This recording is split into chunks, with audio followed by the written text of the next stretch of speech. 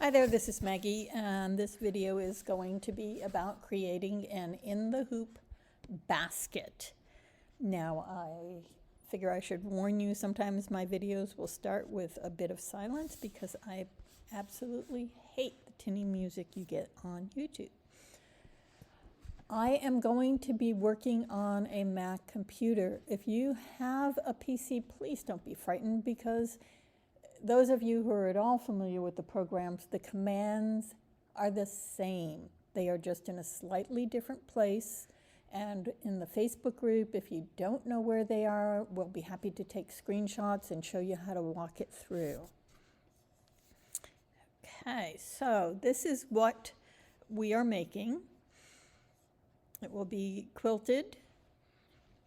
And let's see here. I wanted to warn you that, like many of the In the Hoop projects you buy from vendors, there is straight line machine sewing to join the pieces together. This is not entirely In the Hoop. I'll also be covering some workarounds using the Quilt Block Wizard, Express Design Trace, and frames for people with the gold or silver. Those of you who have the levels of Ultra, Elite, and Platinum, you might still get some ideas if you watch the video through to the end of other things you want to do. And I will apologize ahead of time, but I tend to think in inches still, so millimeter, folks. Sorry about that. Now, supplies. I have been turned on to cotton buckram. And I've been buying the Pellin from Joann. You can buy it in other places. Buckram is typically used by milliners in hat making. It's used for bookbinding. It's very thin and it's very stiff. Because I use that, I use an 80 or 90 needle, because otherwise my thread would shred going in and out. You can choose to use a heavy cutaway. I also use warm and natural batting. I've tried some other less expensive polyester battings, and I find sometimes they're kind of lumpy. And when they're lumpy, your stuff may look like it puckered when it sort of wouldn't have puckered if you had a smooth batting. So the batting, if you choose to use batting, does matter. You want something that's not the lowest quality out there. And again, you can try iron-on fleece and other things that you like that give you a smooth surface that you've sewn on before. Now, I have used, what is it? Oh, darn, the word just left me. But anyway, I have used some of the really thicker things for iPad cases, and I don't want something quite that thick. For me, I'm pretty happy with warm and natural batting. At most 2 layers. The basket is only 5 or so inches high, so it doesn't need as much. Say if you're a fan of watching YouTube videos and you've seen people compare what to do baskets with and how to get them to stand up, most of the time they're much bigger, so they need more support. And then the fabric, we will post this in the Facebook group so that I don't have to read it all to you, but basically you fill up the hoop with the 360 by 200 millimeter hoop twice. Once for the front and once for the back. And for the lining, it's the same thing, except you want the lining to be taller because we use it to look like a little binding on the front, and I'll show you that. Threads, I tend to use 40 weight rayon. I have some 30 weight cotton I occasionally use, but for this I'm doing the rayon threads. Your favorites are what you should do. The design of your choice. The front is about 5 by 7. So if you put lining over the edge, you're coming down to almost 4 by 7. So then do you want a little bit of space around your design? So I say when you pick a design to put on the front, if you are putting a design, maybe you just want a fabric one, make it about 3.5 by 6.5. I'm playing with one. I'll show you that I'm going up to like more by 4 by 6. But then you're getting right up to the top at the bottom. If you want webbing for the handles, a little handle on each side, you can get webbing. I'm not talking big handles because, again, it's a short basket. So I'm talking maybe 6 inches would give you a decent side handle. And you can also choose to just sew the fabric to make a handle and put something stiff inside it. So that is what I wanted to talk to on PowerPoint. And now I'm going to show you what we're doing, because I know some of you are advanced enough that you don't want to watch the whole thing with step by step, and some of you want the step by step. So first I'm just going to do a quick overview of what we're creating before I go to the step by step instructions. And basically this basket is, this is the front right here, this is the front or the back. So I've got the stipple in it. When I export and I'm bringing in a design, I take that out. I'll show you in a second. I've got the sides and the bottom, and even though it's Echo, I knew I would have two of these. I just like the way it looks. So it's not one big on the bottom, there's two. This running stitch is where I attach the lining, and then I flip it up so I have a binding.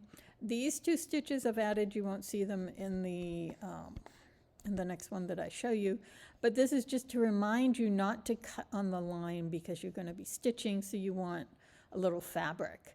And actually I trim up to there, and I'll show you that in a second.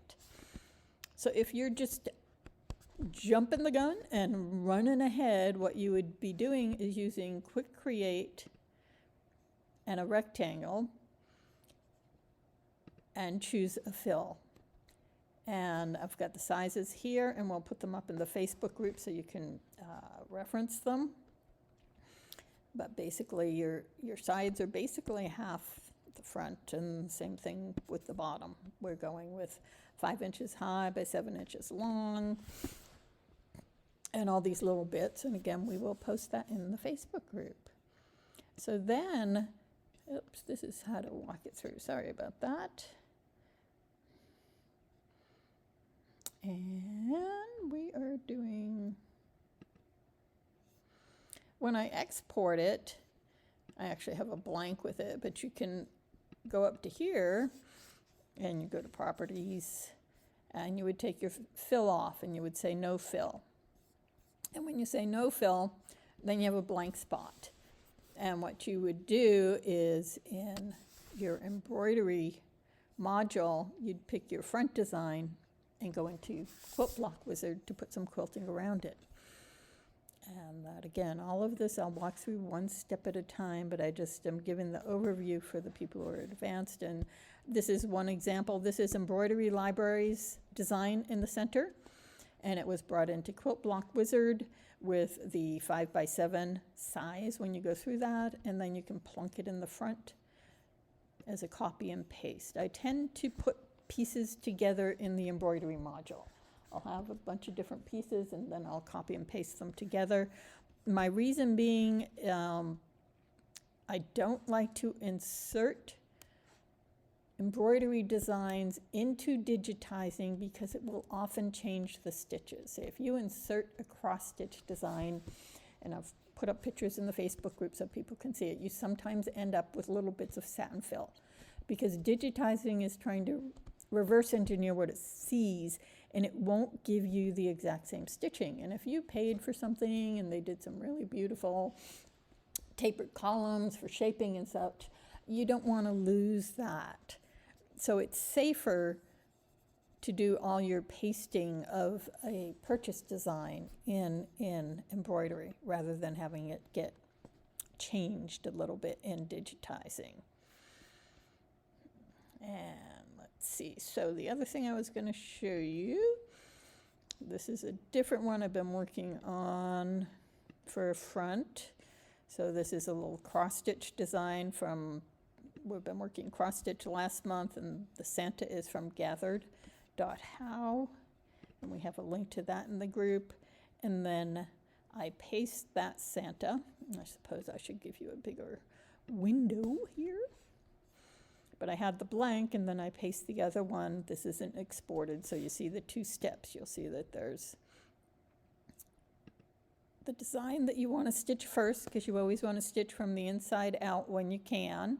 It helps cut down on any puckering. And then the basket. So when you paste your picture in, you change the order, you just push it up. And again, we'll show you those in steps.